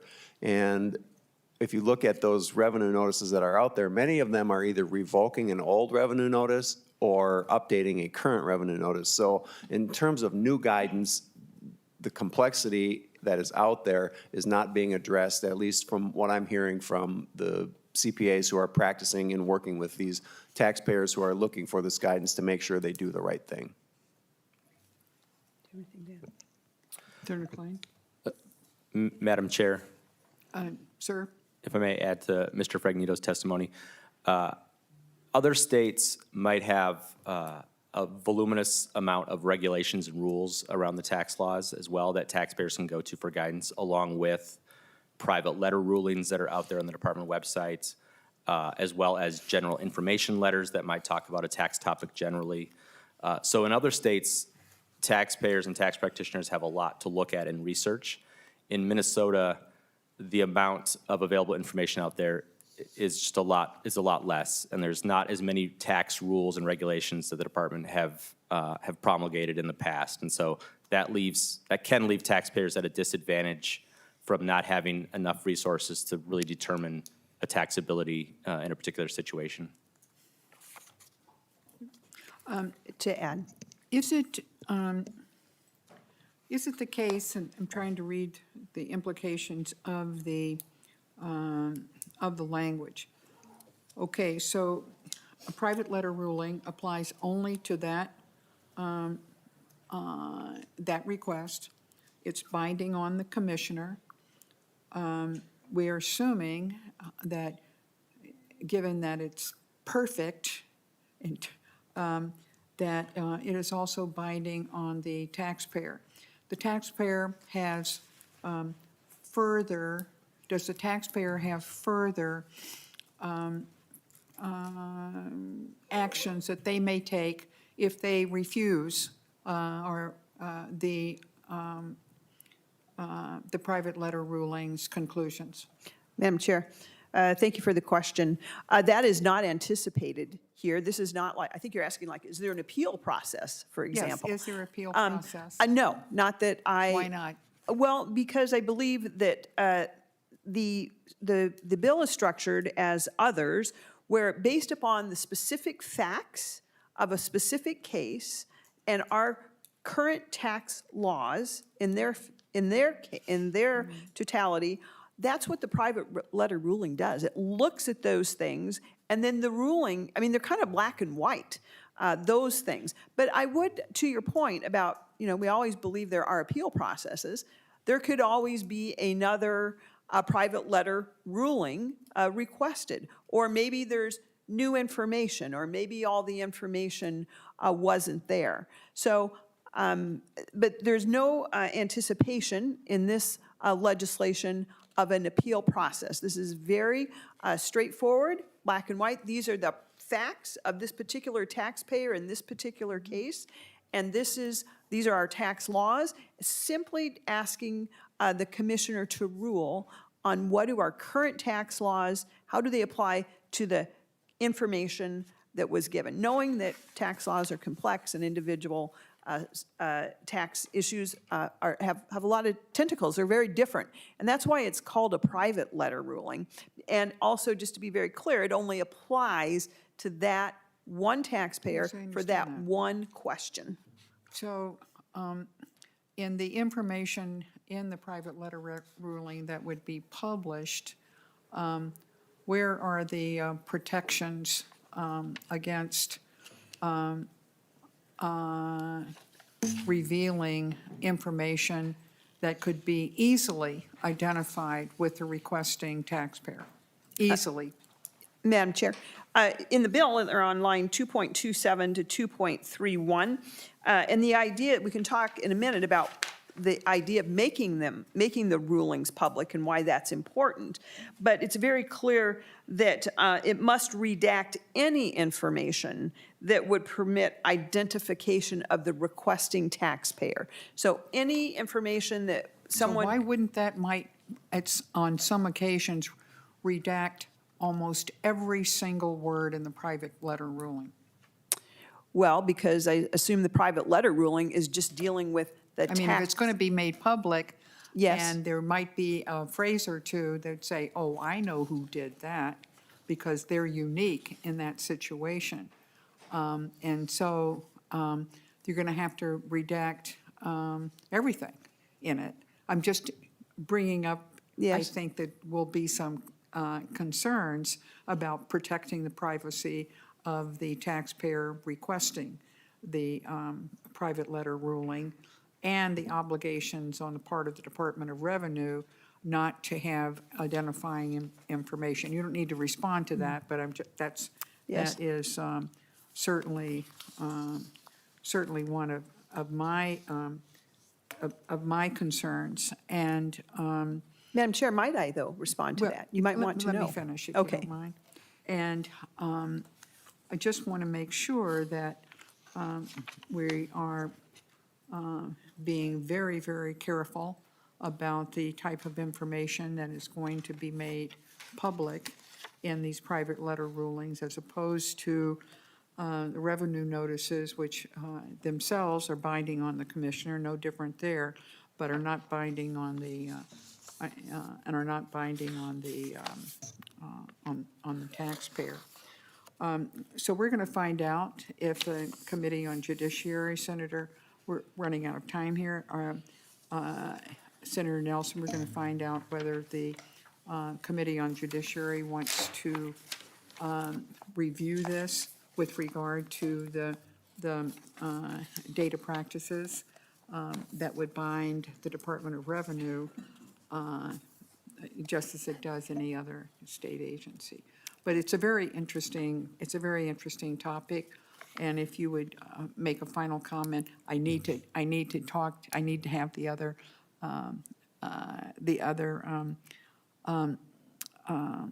Ms. Tate from the Department of Revenue. Is she here? Yes, if you'd come, I didn't see you behind Mr. Martin, but if you would come forward and speak to the issues that have been raised in the discussion right now, and we may need an extra minute. Thank you, Madam Chair. I'll save my comments till the end. Okay, fine. Thank you so much, Senator Nelson. Ma'am, if you would identify yourself for the tape. Good morning, Madam Chair and committee members. I'm Melissa Tape, Director of Appeals, Legal Services, and Disclosure at the Department of Revenue. Thank you for the opportunity to share some concerns about the private letter ruling program that would be established under this bill. Specifically, I'll discuss some concerns regarding the timeline, the precedential effect of the program, and the resources needed by both the taxpayer and the department.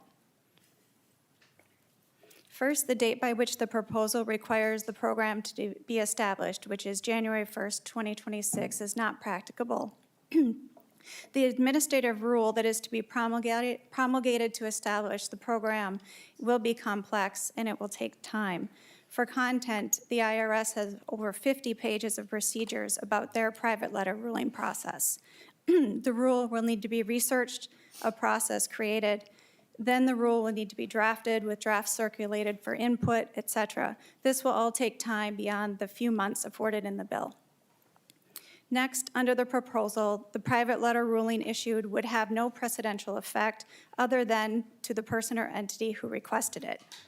Those who read a redacted private letter ruling that was issued to another taxpayer would likely have questions about whether their facts are the same or different from those in the letter. Additionally, by the time they are reviewed by another taxpayer, the private letter rulings may be outdated by a law change or a court ruling, which could confuse or complicate its interpretation.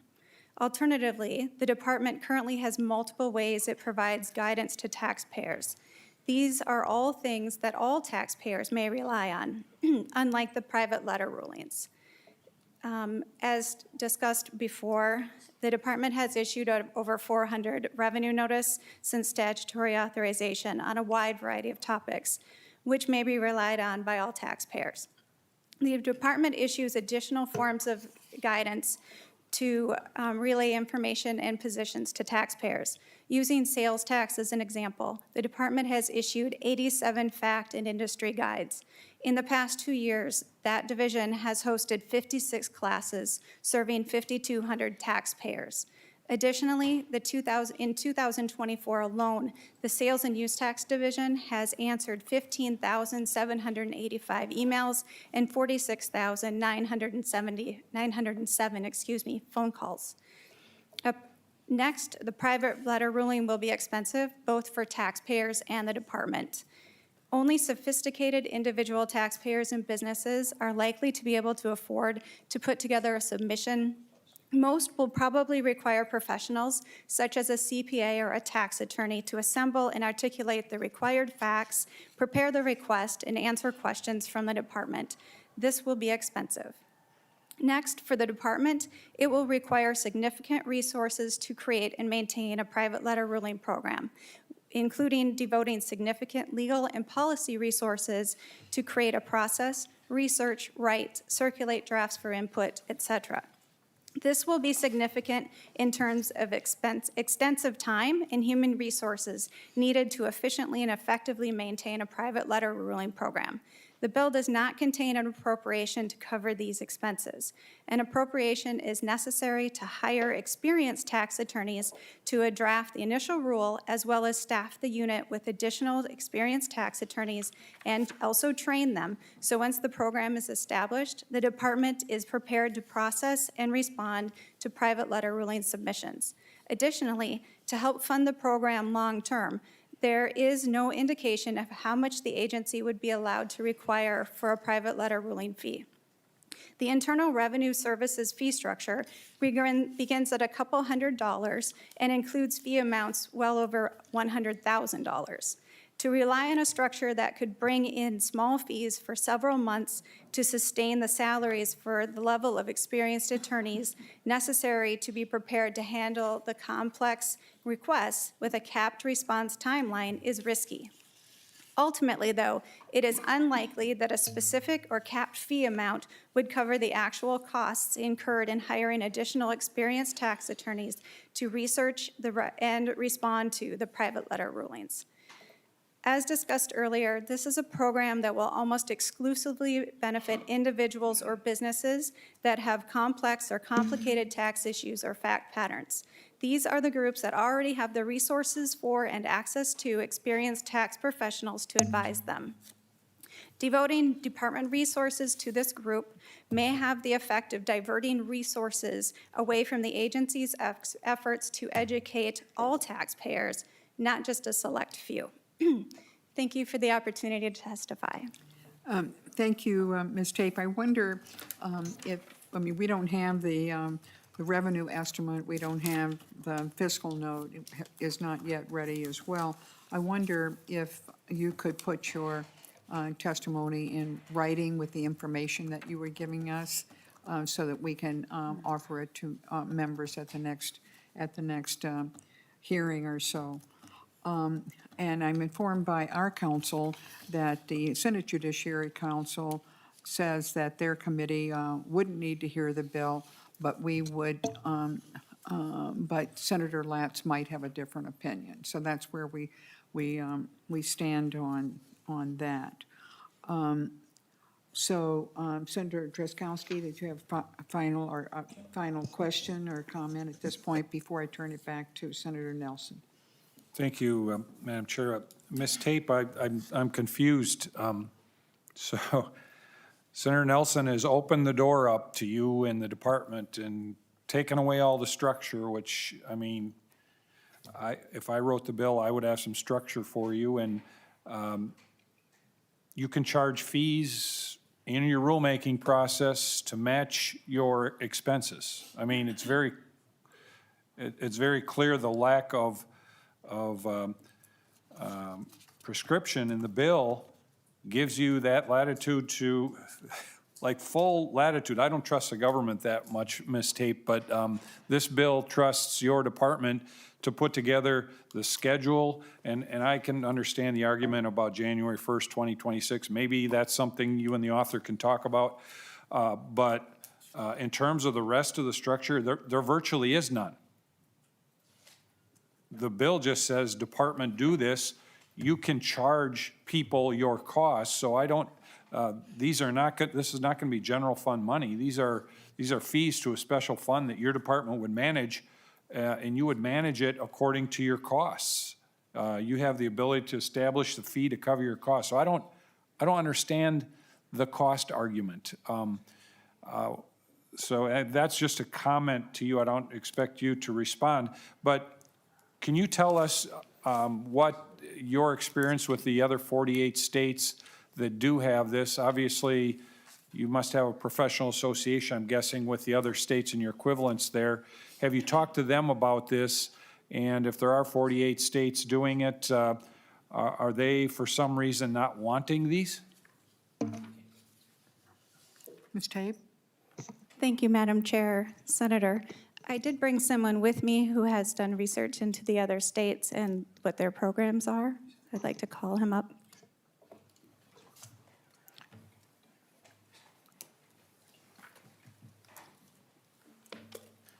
Welcome to the committee. Please state your name for the record. Madam Chair, committee members. And please have the mic really close. Okay, And speak loudly. yes. My name is Stephen Severson, and I'm an attorney with the Minnesota Department of Revenue. And one of the things I has been tasked with is to look at what other states do in terms of private letter rulings. And I'm happy to answer Senator Drazkowski's question if you'd like. Proceed. ahead. Okay. Maybe just a little background on what I've done so that you're aware. It would be quite an undertaking to look at the statutes of all 48 states. So we haven't done that. But what we did is, I think, probably what others have done, which is look at a cost study from December of 2019. And one of the categories was to evaluate PLR programs of the other 48 And cost, by cost, you mean the Council on State Taxation? Exactly, thank you. And what we found, and this is based upon simply the analysis of cost, not driving down into the statutes, is to look at, okay, how robust are these PLR programs? And by the way, they're not all called PLR programs. In Iowa, it's called a declaratory order program. But they're essentially this type of situation where an individual taxpayer can come to the department and ask a specific tax question. So here's what we found. The number that we've heard is 48 states have some type of program. And we agree with that, and that cost agrees with that. There are 3 states that do not have such a program. One is South Dakota, the other is Alaska, and of course, the other is Minnesota. As to the 48 states, what we find, based on the cost analysis, is you have a group of states, roughly 28 is our analysis, that have a robust program that looks very much like the senator's bill. You then have roughly another 28 states that do not. And this is based on our reading of the cost analysis. And what we find is these 20 states, well, they don't publish PLR letters. They also don't regularly issue them. And this is the words of cost. So it really isn't the case that you have 48 states with robust PLR programs. It's split. It's a little heavier toward the complex and the robust side, but it wouldn't be fair to say that all states have this type of program. At least that's what we found. The other thing we did is we looked at what neighboring states do. And I don't want to take up the committee's time with that unless you're Sir, we're interested. actually we're going over a little bit. Okay, well, but I will in stop our past there then. hearings, we have ended very early, so we are very interested in this topic, so please continue, Oh, go ahead. at least a little bit. Okay, well, I'll try and simplify this. So we looked at Iowa, North Dakota, South Dakota, Michigan, Wisconsin, Illinois. And we looked at this issue of the ability of the department to deny a request. I don't mean on the substance, I mean just full discretion, no, we're not going to decide this. Iowa had full discretion. North Dakota had full discretion. Of course, South Dakota doesn't have a program. Michigan, full discretion. Wisconsin, you could argue about it, but it's full discretion if the facts and circumstances warrant. Illinois, complete discretion of the commissioner to not grant the request. So one thing to note, as I understand the proposal, it would be, okay, Commissioner, list for us the categories where you don't get, we don't get a response. But I don't see in there the discretion that these other states, these neighboring states provide. The last thing I would say is that in terms of this timeline, and I appreciate what the senator has done in terms of trying to open up that deadline time. It used to be 90 days. The fact is that Iowa is short, it's 60 days, but North Dakota, no deadline, absolutely none. So of course, South Dakota doesn't apply. Michigan, you can ask for more than, or the commissioner can have more than 60 days if it's a complex matter. Wisconsin, no deadline. Illinois, no deadline. Even the IRS is, we'll aim for 180 days. So the point that I'm trying to make here is that these PLR programs vary. And what I think was being asked is for a robust PLR program, and that can be an expensive proposition. I have one other thing that I could add if you would like, and that has to do with Maryland. With what? Maryland. Oh, with Maryland. Is one of the last states to adopt a robust PLR program. They passed a bill authorizing the PLR program in 2016, but they did not appropriate funds for it. And the CPAs were upset. And finally, in 2022, they appropriated funds. And a whole new legal division was created under the comptroller's office with the primary goal of issuing private letter rulings. And in the bill, it said, you must staff it up, you must have at least 6 attorneys. And the CPAs wrote a letter that says, and by golly, they should be experienced and the type of people that are capable of issuing tax opinions of this nature. And so what I would say is when you see our fiscal note, it's going to contemplate adding people at a pretty high level. And to attract those people, we are going to need adequate funding.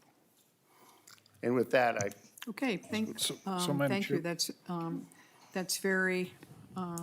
That's very helpful information, and it's also the kind of information we like in writing, the analysis that you've just spoken about and given to the committee.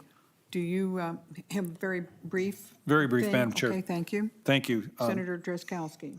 Thank you for your testimony. Madam Chair, members, it appears the department just doesn't want to do this.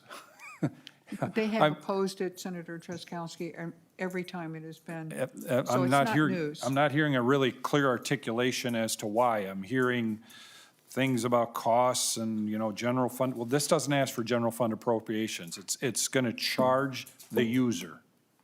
So whatever that price is, and your department, if this is enacted into law, will go through a process, a rulemaking process, and determine an array of fees for different levels of private letter rulings, and if the person, the taxpayer wanting to seek out that private letter ruling doesn't want to pay for it, they won't seek it, and it won't happen. It's just, anyway. Okay. It would have been easier just for the department to say, we don't want to do it. But I look, Madam Chair, at the vision of the department. It says the vision is that everyone reports, pays, and receives the right amount, no more, no less. And Madam Chair, Senator Nelson, members, if indeed that is the vision of the department, we need to be able to provide some level of transparency that allows the taxpayers to know what they're doing on their end. If not, your vision is not going to be accomplished. Thank you, Madam Chair. Certainly. Senator Dibble. Madam Chair, my question can wait if we're going to return to this conversation at some point? At some point, Yeah, we will, I'll just when we get the additional information. Great. Thanks. Senator Nelson, final minute, please. Thank you, Madam Chair, and I appreciate the robust discussion. And I do look forward to returning to this. Certainly, there are many comments to my fellow testifiers here that I think were not reflected in their testimony. I do want people to know that some of those states don't have income tax, so we're not comparing to them. And members, I would just tell you to look in your packets. You do have a letter from the Minnesota Chamber of Commerce about why this is so important. And I'm hoping that the department can take another look at this with the flexibility that we've put in there, and knowing that they're kind of in charge of driving the bus here with timelines and fees. So thank you for the robust Certainly. hearing. I would expect nothing less in the tax committee. Thank you. And Senate File 473, as amended, is laid over. I have a few announcements. In terms of the work that this committee has done, we have heard, as of today, we have heard 30 bills, 15 authored by GOPers and 15 by DFLers. After tomorrow, it will be 40 bills and 20 each. We're not going to be having a hearing, we're having a hearing tomorrow, but not next Tuesday. We're going to be hearing a lot of sales tax exemption bills, and we just need extra time for those revenue estimates to be clear. I don't really want anybody presenting a bill. We did allow it today, but that does not either have a fiscal note or a revenue estimate for us to look at. We, on behalf of the staff, we hope that you are reading not the revenue notices, but the hearing notices closely and paying attention to the deadlines in them. If you don't meet the deadlines for materials, they will not be presented. So thank you very much. Again, a robust hearing. And we're adjourned.